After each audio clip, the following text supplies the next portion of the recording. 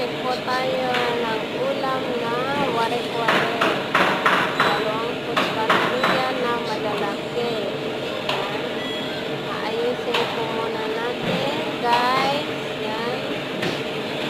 Limang putskan po na maninipis ang ating lalagyan. Yan. Inom muna po tayo ng kape, lemon ginger.